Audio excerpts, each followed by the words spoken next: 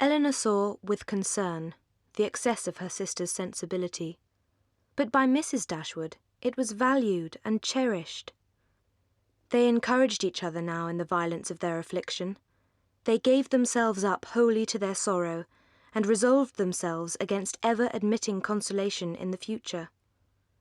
Elinor, too, was deeply afflicted, but still she could struggle, she could exert herself, she could consult with her brother, could receive her sister-in-law on her arrival, and treat her with proper attention.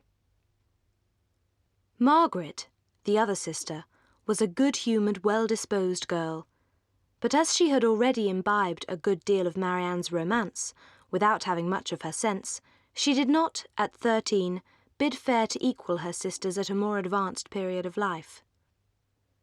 Mrs. John Dashwood now installed herself mistress of Norland, and her mother and sisters-in-law were degraded to the condition of visitors. As such, however, they were treated by her with quiet civility, and by her husband with as much kindness as he could feel towards anybody beyond himself, his wife, and their child. Mrs. John Dashwood did not at all approve of what her husband intended to do for his sisters. To take £3,000 from the fortune of their dear little boy would be impoverishing him to the most dreadful degree. She begged him to think again on the subject. "It was my father's last request to me," replied her husband, "that I should assist his widow and daughters." "He did not know what he was talking of, I dare say. 10 to 1, but he was light-headed at the time." "But something must be done for them whenever they leave Norland and settle in a new home." "Well, then, let something be done for them, but that something need not be £3,000. Perhaps, then, it would be better for all parties if the sum were diminished 1/2. £500 each would be a prodigious increase to their fortunes. As it is, without any addition of mine, they will each have above £3,000 on their mother's death." "It strikes me that they can want no addition at all. They will have £10,000 divided amongst them." "That is very true. I do not know whether it would not be more advisable to do something for their mother while she lives rather than for them. My sisters would feel the good effects of it as well as herself.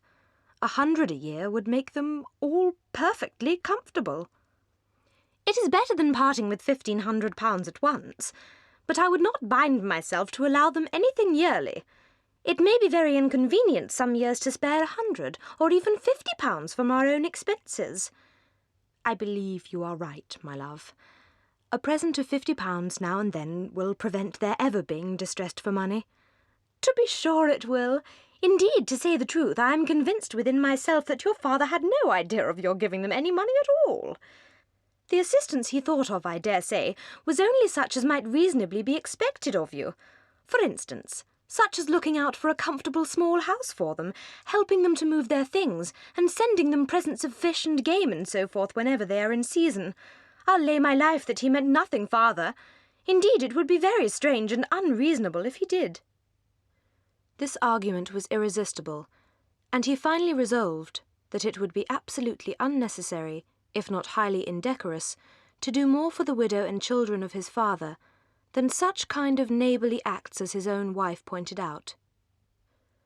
Mrs. Dashwood remained in Norland several months, but when her spirits began to revive, she was impatient to be gone, and indefatigable in her inquiries for a suitable dwelling in the neighbourhood of Norland. The contempt which she had felt very early in their acquaintance for her daughter-in-law was very much increased by the farther knowledge of her character, which half a year's residence in her family afforded. The two ladies might have found it impossible to have lived together so long, had not a particular circumstance occurred to give still greater eligibility, according to the opinions of Mrs. Dashwood, to her daughter's continuance at Norland. The circumstance was a growing attachment between her eldest girl and the brother of Mrs. John Dashwood, Edward Ferrars, the eldest son of a man who had died very rich, and some might have repressed it from motives of prudence, for, except a trifling sum, the whole of his fortune depended on the will of his mother.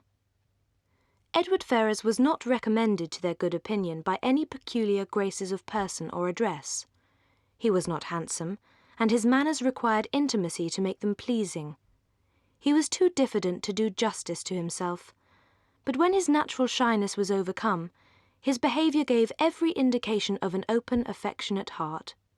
His understanding was good, and his education had given it solid improvement. Mrs. Dashwood now took pains to get acquainted with him. No sooner did she perceive any symptom of love in his behaviour to Elinor, than she considered their serious attachment as certain, and looked forward to their marriage as rapidly approaching.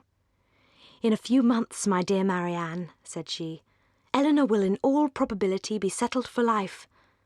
But you look grave, Marianne. Do you disapprove your sister's choice?"